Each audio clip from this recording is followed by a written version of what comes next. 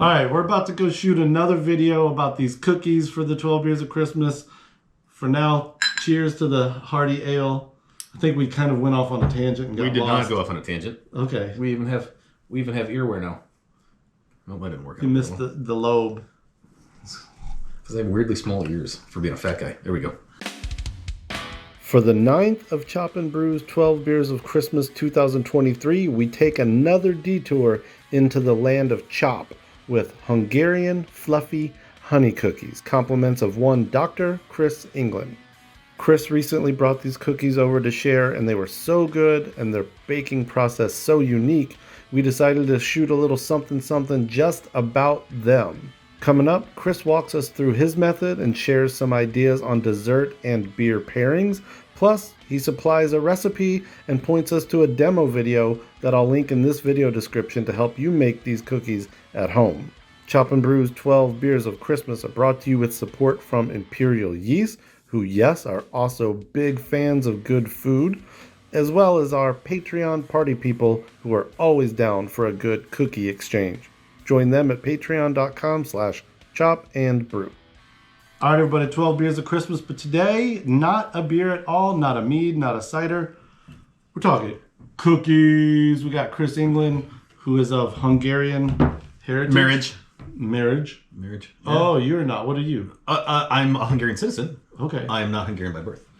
So when I married my current wife, her being Hungarian, once we had kids, there's a policy in Hungary is that the kids are by birth they're Hungarian. Okay. Right? There's a lot of countries that are not by birth. Okay. This is bugging me now. Just keeps clicking. And there's policy says if you have kids and you're married, you've been married 10 years, and your Hungarian is proficient enough, you can apply for citizenship. Okay. And I did, and they said, okay. I don't think they met me. I think it was just like all the forms are in order and the money was sent. It took like 4 years. We're not really here to discuss the logistics of international. Have we talked about the palinka yet? Citizenship. We did in the first video. I don't think we did in the first video. Oh, I see. While you're pouring that up, let's start talking about the cookies so we don't lose people. They're like, I thought this was a video about cookies. It is about cookies. So, cheers. Hungarian cherry brandy. You have to cheers. Cheers. Cheers to everyone. So the cool thing about most Hungarian sweets is they're not super sweet. They're savory. They're usually really fatty. Like there's usually just always a shitload of butter in them. And anything that's really sweet is always like either a glaze on top of it or some little like filling. But almost everything is kind of this. I wouldn't say savory, but it's got much more of a kind of a richness to it than the just like straight American kind of sugary cookies. Mm-hmm. These mézes puszedli, honeyed kind of softy things. The batter is really, really weird and different. It's kind of a loose batter. And the idea is that, I'll translate a recipe and give it to Chip. Chip can give it. But the idea is basically you start just creaming butter with some powdered sugar. The Hungarians love powdered sugar when they make cookies. Regular sugar would work just fine, but they just powdered sugar. And then into that goes some eggs. So you whip some eggs into it. And then your spices. The spice mix again. The C's, the cardamom, clove, cinnamon, and I keep missing one. Nutmeg, maybe. Yeah, maybe. Not C hops. Not C hops. C spices. That goes in, and then an absolute shitload of honey goes into it, and then the flour gets mixed in at the end, and it's this kind of really almost loose. It's not a batter, but it's much more battery than it is like most people's cookie dough. And then what you do is you'll take it, you'll kind of, when you kind of scoop it out, it kind of just starts to run, but not everywhere, just kind of just, and then you basically put it in plastic wrap, and you kind of make a log out of it in plastic wrap, and then you put it in the fridge. And when you pull it out of the fridge, it's super, super stiff. And then basically you'll just, like for whatever portion, let's say it's 12 cookies, you just kind of put a line in the middle, and then half and half again until you get like 12 portions. You take them, you roll them into balls. And you kind of pat it almost like a little kind of little patty, and then when you put them, they expand a little bit, but then they puff up, and when they come out of the oven, they come out of the oven and they sit for like 2 minutes out of the oven, and they're super like rock hard.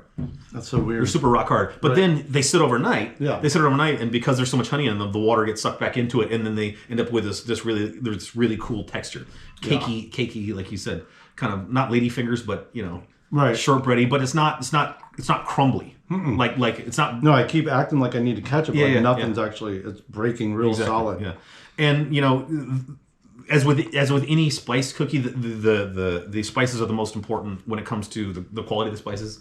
Anything that was sitting around last year, just throw it away. I mean, for brewing, for whatever, because it's like, so there's this like Hungarian it's called baking spice, and it's got basically all 4 of these spices in it, and that's just kind of the standard. This flavor is the standard kind of spiced mix. And I made it last year because we made these a couple times, and then my wife said, she's like, oh, it's in the cupboard, and I opened it up, and I'm like, no, it tastes like shit. The only thing you can smell now is like cloves, and she tasted it, and she's like, oh, it's bitter. I'm like, yeah, we'll just. No, it's not that expensive, right? We didn't have to go to the spice aisles to get these fucking things. Yeah, it goes good with this beer. We're still sipping on that Thomas Hardy, which is like unctuous and all the dark fruit. So it's nice to have this kind of like almost cuts that. Right. It's a little.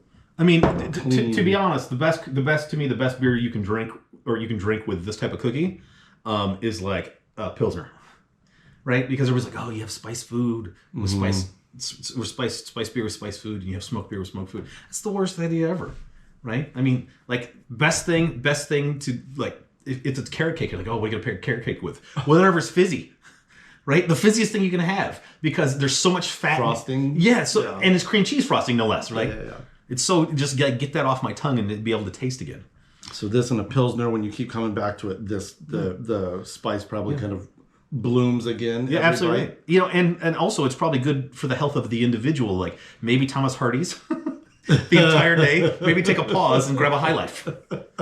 Right? Maybe a Coors Light. Like my rule for Oktoberfest, completely off tangent, but Oktoberfest is like for every 2 liters of beer, I'll eat half a chicken. So I stop drinking so much beer, and I'll have half a chicken, which is sustenance, roast chicken, the ones on the spits, and then go back at it again because if you don't have a pause, and the pause for the holidays could be like some sort of whatever your favorite, brewer's beer is. Yeah. Could be a Grodziskie. Could be just something that's like, or water.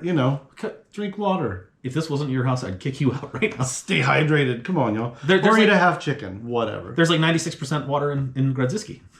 I would suggest making these. It's a nice spicy, super easy, super fast. Yeah, honey. Yeah. You said you kind of like thought about making a mead that would be inspired by, but you were like, why would I do that? Yeah, the only thing you're doing is that. Cookie. Yeah. The only thing is doing that in water, right? Because there's so much honey and so much spices in it. It's basically like a mead cookie that you eat. Like, well, no. I have mead. Let's just drink the mead and then eat the fucking cookie. All right, y'all. Fitness. Say the word again.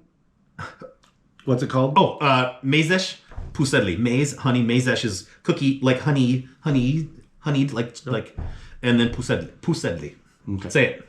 Mézes puszedli. Yeah. Easy. There's accents in there. You didn't even know it. Puszedli. Yeah. We're going to put a recipe for it. Yep. This video might come out in time for you to make it for Christmas 2023. You should just make it no matter what. They're so fast.